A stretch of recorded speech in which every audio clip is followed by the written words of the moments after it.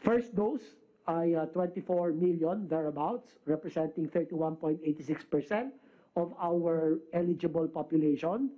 At ang ating fully vaccinated, Mr. President, ay halos sa 30% na po, 21 million doses administered as second jab.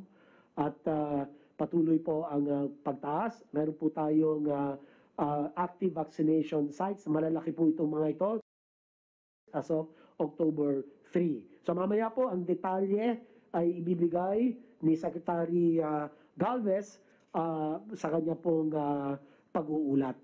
Ang huli na lang po akin na i-report, Mr. President, ay ang estado ng ating pong healthcare worker benefits as of October 4.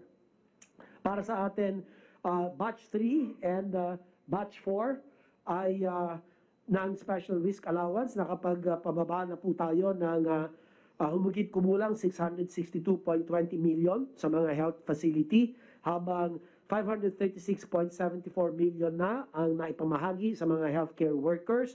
Patuloy ang ating pakikipagtulungan sa mga lokal na pamahalaan at pribadong ospital upang makumpleto natin ang pagbaba ng 1.33 billion sa mga healthcare workers sa lalong madaling panahon. Kami rin ay humihingi ng karagdagan pondo para madagdagan ang mga health workers na mabibigyan ng special risk allowance na mapapa sa ilalim sa batch 5. At sa kabuuan, tayo ay nakapamahagi na po ng 15.3 billion para po sa benepisyo ng mga healthcare workers, kasama rito ang sickness and death. Dito po, sickness and death benefits and death compensation na tuloy-tuloy para pinapamahagi sa mga apektadong healthcare worker habang tayo po ay nasa state of public health emergency.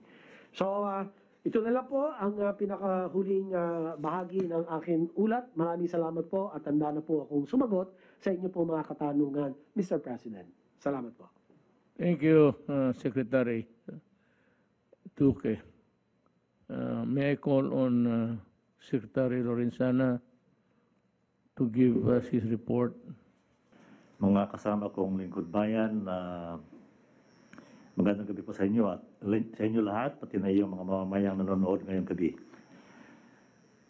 Narito po ang mga nagawa ng response clusters sa patuloy na pagpapatupad sa ating Crisis Action Plan against COVID variants.